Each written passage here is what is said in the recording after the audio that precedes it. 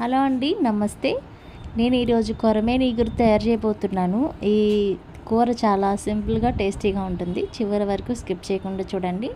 నచ్చితే ఒక లైక్ ఇచ్చి వీడియోకి వెళ్ళండి. ఫిష్ కర్రీని రెడీ చేసుకునే ముందు ఫిష్ని ముందుగా నేనైతే పసుపుతోటి 2 సార్లు బాగా వాష్ చేసేసాను. నీచి వాసన వస్తే మనం ఎంత బాగా ఫిష్ కర్రీ రెడీ చేసినా అసలు టేస్ట్ అనేది బాగోదు. అయితే నేను ఇక్కడ పసుపుతోటి నీట్గా క్లీన్ చేసిన తర్వాత అప్పుడు నేను అల్లం వెల్లుల్లి పేస్ట్ని వేసేసి ఈ చేపలకి బాగా పట్టించేసి అలా వదిలేస్తాను. ఒక అరగంట, హాఫ్ అన్ అవర్ పాటు. ఈ విధంగా వదిలేస్తే ఇంకా కొంచెం నీచు వాసన పోవడమే కాకుండా అల్లం వెల్లుల్లి పేస్ట్ ముక్కలకి బాగా పట్టి టేస్ట్ అనేది బాగుంటుంది. మసాలా ఫ్లేవర్ అనేది ఇంకా బాగా తెలుస్తుంది. నేను ఇంకా కర్రీలో అల్లం వెల్లుల్లి పేస్ట్ ఏమేయనండి, ఈ ముక్కల్లో మాత్రమే వేసేసి కలిపేసి పక్కన పెట్టేస్తున్నాను.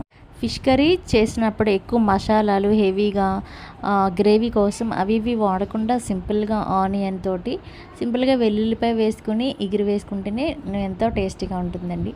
అయితే దీనికోసం నేను ఒక ఎల్లుల్లిపాయ పెద్దది తీసుకున్నాను, దాల్చిన 1 ఇంచు, 2 లవంగాలు, ఒక ఇలాచి, 1 టేబుల్ స్పూన్ ఏమో జీలకర్ర, అలాగే 1 టేబుల్ స్పూన్ ధనియాలు వేసేసి వాటర్ అవసరం లేకుండా ఈ విధంగా నేను మిక్సీ పట్టేసుకుని పక్కన పెట్టేసుకున్నాను. తర్వాత ఇప్పుడు కడాయిలో ఆయిల్ వేసేసుకుంటున్నాను. నేను ఇక 3 టేబుల్ స్పూన్స్ వరకు వేసుకున్నానండి. ఫిష్ కర్రీలో ఆయిల్ ఎక్కువ వేసుకుంటే టేస్ట్ అనేది బాగుంటుంది. అయితే నేను ఇక్కడ ఆనియన్స్ వేసేసి అలాగే పచ్చిమిర్చి, కరివేపాకును వేసి ఫ్రై చేస్తున్నాను. ఈ ఆనియన్స్ కూడా ఒక పెద్ద సైజు ఒక ఉల్లిపాయ, ఎక్కువ కూడా తీసుకోవడం లేదు. ఫిష్ కర్రీలో ఎప్పుడైనా ఆనియన్ ఎక్కువ వేస్తే టేస్ట్ అనేది మారిపోయి అసలు టేస్ట్ బాగోదని కాదు. కాబట్టి నేను ఎప్పుడు కూడా పెద్దది ఒక చిన్న ముక్కలు కట్ చేసుకుని ఈ విధంగా బ్రౌన్ కలర్ వచ్చేదాకా ఫ్రై చేసుకుంటున్నాను. ఇప్పుడు కారం యాడ్ చేసుకుంటున్నాను. ఒక 4 టేబుల్ స్పూన్స్ దాకా కారము, రుచికి తగ్గట్టుగా సాల్ట్, పసుపు అయితే ఎక్కువ వేసుకుంటున్నాను.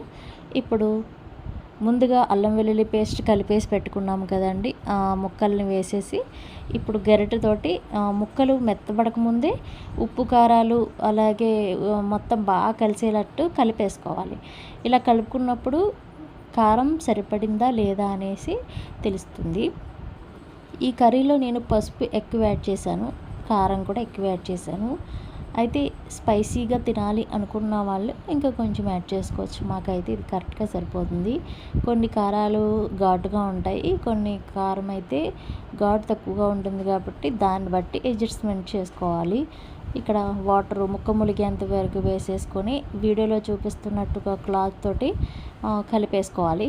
ఇంకా గరిటేమి యూజ్ చేయకూడదండి. నేను ఏ విధంగా కదుపుతున్నానో ఆ విధంగానే కలిపేసి స్టవ్ మీద పెట్టి ఒక 5 నిమిషాలు హై ఫ్లేమ్లో పెట్టి గ్రేవీ చిక్కబడుతుందనగా సిమ్లో పెట్టుకోవాలి, లేదంటే అడుగంటేసి కింద మాడిపోతుంది. ఇప్పుడు మిక్సీ జార్లో ముందుగా రెడీ చేసుకున్నాం కదా మసాలా, ఆ మసాలాలు నేను వేసేసుకుంటున్నాను. వెల్లుల్లిపాయలు ఎప్పుడైనా సరే గ్రేవీ చిక్కబడి ఆయిల్ పైకి సెపరేట్ అవుతుంది అనగానే ఈ మసాలా వేసుకోవాలి. అప్పుడే గ్రేవీ ముక్కకు ఎల్లుల్లిపాయ ఫ్లేవర్ బాగా తెలిసి ఇగురు అనేది టేస్ట్ బాగా ఉంటుందండి. ఇంకొక 5 నిమిషాల తర్వాత మరొకసారి చూడండి, మసాలా వేసిన తర్వాత కలుపుతున్నాను. ఈ విధంగా కలుపుకుంటూ ఆయిల్ సెపరేట్ అయ్యేంత వరకు సిమ్లో పెట్టి ఉడికించుకోవడమే. హడావిడిగా చేపల కూరను వండడం వల్ల టేస్ట్ అనేది తెలియదు. సింపుల్గా అలాగే సిమ్లో పెట్టి నిదానంగా వండితేనే కర్రీ అనేది బాగా కుదురుతుంది. చూసారు కదా, ఆయిల్ మొత్తం సెపరేట్ అయిపోయి పైకి వచ్చేసింది. ఉప్పు కూడా కరెక్ట్గా సరిపోయింది. నేను ఇప్పుడు వండుతాను కాబట్టి నాకు ఎంత వేయాలో అంచనా తెలిసింది. తెలియని వాళ్ళు కొంచెం వేసుకొని మిగతా కొంచెం కర్రీ వండుకోక ముందే కొంచెం బాగా ఎగరక ముందే యాడ్ చేసుకుంటే ముక్కకు బాగా ఉప్పు అనేది పడుతుంది అన్నమాట. ఇప్పుడు కొత్తిమీర ఉంటే ఇంట్లో అవైలబుల్ ఉంటే కొత్తిమీర యాడ్ చేసుకోవచ్చు. నేను ఇక్కడ నాకు అవైలబుల్ లేదు కాబట్టి యాడ్ చేయట్లేదు. కర్రీ అయితే రైస్లోకి సూపర్గా ఉంటుందండి.